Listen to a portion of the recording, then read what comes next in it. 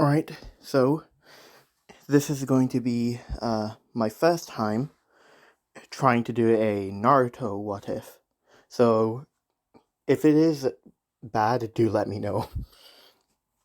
Okay, so this is going to be this was suggested to me, like I said, last video. What if female Naruto was a goddess of light and empress of all nations?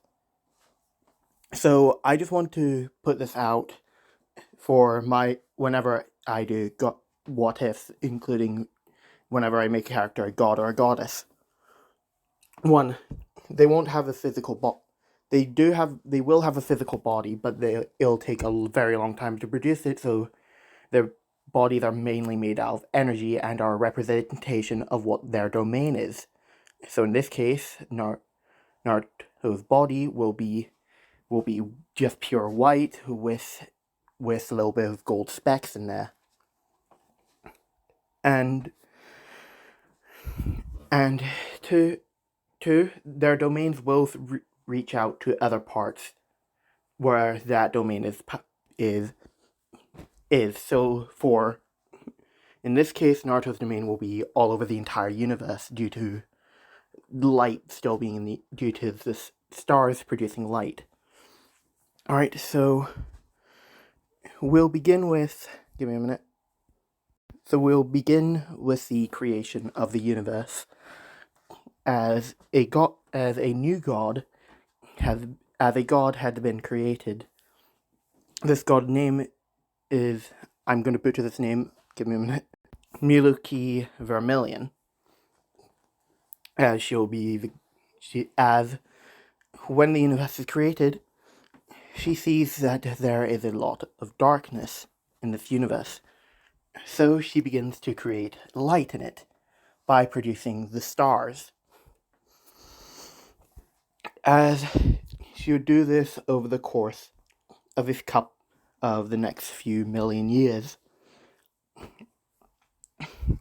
as she would notice from her stars' formations, planets would begin to orbit them, as she would begin to take great interest in what these planets will become in the future. So she decides in one of these systems where a planet has no star, due to it going out years before the planet's formed, she decides to create a new one. Now this star will be in the same. This planet is the same one that the Naruto story will take place on. As she would also create a star for another system, as this would be where the Otsutsuki clan will come from. As over the next few million years, she would witness the growth of each of these planets' life forms, as she would watch these life forms grow, then go extinct, and then grow again. Until finally, we get to the point where the Otsutsukis begin their interstellar travel, as humans begin to pop up. Now I'm saying that the Otsutsukis do develop their interstellar travel way before humans. At the same time, humans begin to pop up, mainly because one, I don't know when that happened, and two, I haven't really seen Naruto, so I'm not sure. So again, do forgive me. As she would watch as these Otsutsukis would go from planet to planet, looking for these plants called god trees. I think that's their name. I'm not sure. As she would know that these were a part of her when she created the stars, these plants would begin to pop up. as over time, when those trees started to pop up, other gods would begin to show up as well.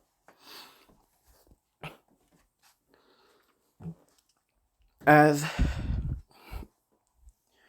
it would eventually get to the point where Ryuki would notice one Otsutsuki woman, as we know as Kaguya, headed to Earth, as she would see that when she lands, she ends up technically killing her partner, as she would then head off. As she is currently she currently shrunk herself down because she was basically colossal at that point, due to over the years, her power had gone to the point where it started to affect her size, so she decided to shrink down by laying off some of her power. As she would begin to follow this Kaguya woman, as she would see her begin to socialize with the humans of the planet, as most of the stuff that happened to Kaguya happens in canon, including her eating the fruit from the god tree, which I'll explain why she got her powers in this universe. So the god trees, when Miluki dispersed some of her power so that she could shrink down, so a lot of her power had gone into the god fruit, which is why Kaguya got her powers of chakra, because the chakra is technically an extension of Miluki's power. It's very confusing, I know. As Kaguya would then activate the infinite Tsukuyomi, which, due to Miluki being a goddess, it doesn't affect her. As when Kaguya became a goddess, she didn't really get the non-physical energy, the energy body that other gods have, because she is technically a self-proclaimed god and not a true god. Because that's how you can tell the difference between a true god and a false god. As Kaguya would see her, as she would then land on the ground and ask her, who is she? As she would say that her name is Miluki Vermilion, and that she is the goddess of light. As Kaguya would ask, and what is she doing here? With Miluki saying that she had noticed that she was headed towards Earth, so she wanted to see what she was going to do, and that she sees that she's currently trapped everybody in an infinite dream. As Kaguya would ask, what is she going to do? With Miluki saying that she knows that she is afraid that her clan will try to attack the Earth. So how about this? Give me a minute. As she would say, you and I go back to your homeworld and create a peace treaty with the Otsutsuki, with your clan, saying that they will not attack the Earth, or they will feel my wrath, our wrath. I mean, with Kaguya saying that would be a good idea, but I don't think I will be welcomed back onto the Otsutsuki homeworld due to me eating one of the fruit from the god tree. As Miluki would begin to think around this, as she would remember and say to Kaguya that the fruit from the god tree the energy that she got from the god tree is an extension of her, so she can she can use it, she can't really harness all of it due to the chakra technically coming from my energy. Now at this point, Miluki still doesn't have a physical body. It's still energy based. As Kaguya would agree with her, as they would both head back to the Otsutsuki homeworld.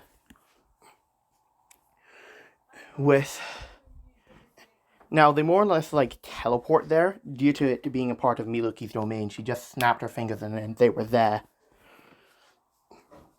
As she would meet up with the new heads of the Otsutsuki clan, as she would begin to discuss the treaty with them, with Kaguya.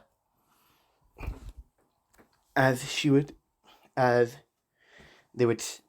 treaty would state that the Otsutsukis could not attack Earth, or they will invoke the wrath of the gods. With the Otsutsukis agreeing with this, due to them still, I'll say in this timeline, I'm not sure if this happened, but the Otsutsukis ended up having a civil war on their planet, so they're currently rebuilding. They're currently rebuilding their planet, so if they try to attack Earth right now to take its resources, they would invoke the wrath of every god and possibly have their planet erased from existence. So they agree to this treaty as it is signed, with the Otsutsuki's threat of attacking the planet being firmly out of the way.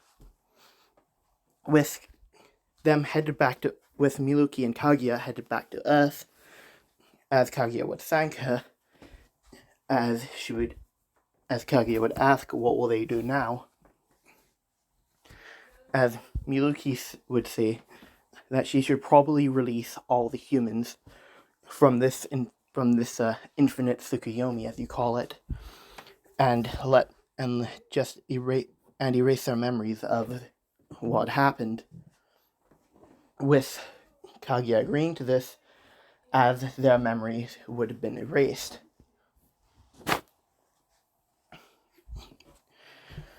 As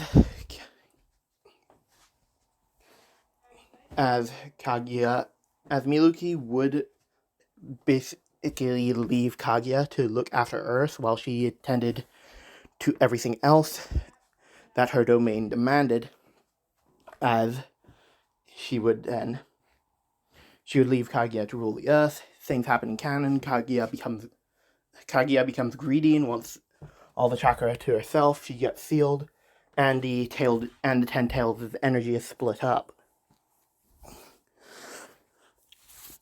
As Miluki had watched Kaguya's fall from grace, as she would be saddened by this, as she would have lost a longtime friend. So, in order for Kaguya to not go crazy from her isolation, Miluki will from time to time visit her inside the moon, as she would talk with Kaguya from time to time. As we'll then get to when Hagoromo's kids, I think Hagoromo was the Sage of Six Paths, I'm not sure. Again, I haven't watched Naruto. As Hagoromo would begin to rebuild civilization and have his own two sons, which I believe I do remember one of them was called Idron. I don't remember the other one, though. So you guys can help me with this what if, because I have no clue what I'm doing. As she would also watch Idron fall to the greed of power from the influence of Black Zetsu, with her basically seeing this and not wanting to have Black Zetsu mess everything up again. This is after Black Zetsu had messed with the slab of rock Uchiha clan, warning them about the infant Tsukuyomi and the Rin Sharingan. This is after he changed it. Miluki basically seals him away for a couple 100 years, as she would continue to watch over humanity as it would grow, as Hagoromo would pass from old age like he did in canon. I believe he passed from old age. As she would watch the wars that would ensue with the Uchiha and Senju clan, with the war ending similarly with the peace treaty, and then Hashirama and Madara having their final battle. And when Madara is left on the ground, I believe in the original timeline, it was a Black Zetsu that saved him. In this timeline, it was Miluki, so she basically picks Madara up and takes him back to the palace that she had built. It's hidden in the border between the land of fire and the land of water, I believe they're called. As she would be treating Madara's injuries for a couple months, with Madara waking up, as he would ask, "Who is she?"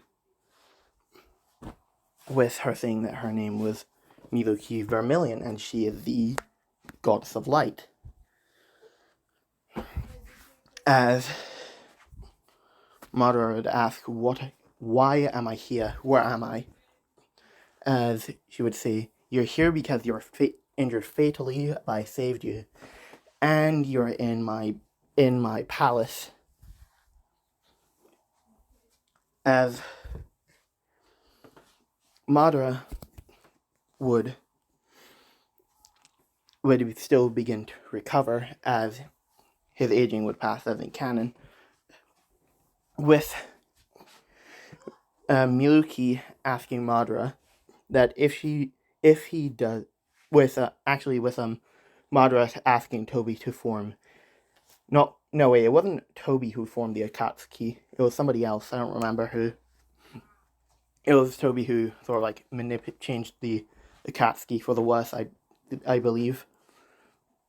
With Madara basically talking to Toby. Now, Madara's ways have changed, so he no longer believes that the world should be ruled by one person. As Madara since Miluki knows about everything that happens, she already knows about the Akatsuki's formation. As she would relay this message to Madara, who would get Toby to turn the Akatsuki as a force of good into her personal bodyguards once she has gained a mortal body. No, not a mortal body, a physical body, as she's currently one is being made. As Madara would relay this message to Toby, with Toby happily agreeing to this, in order to protect somebody, because Rin would also be protected technically, because in this timeline, Rin's death didn't happen due to the three tails being extracted by Miluki when she had met up with Kakashi and Rin after Kakashi had saved her from after she had the three tails sealed into her. As she would gain a mortal body, and she would end up gaining a physical body in the next 3 years. And that is where I'm going to end this part off. I do hope you guys enjoyed this. This is more like a part 0 than anything. So I'll see you next time. I do hope you enjoyed this one.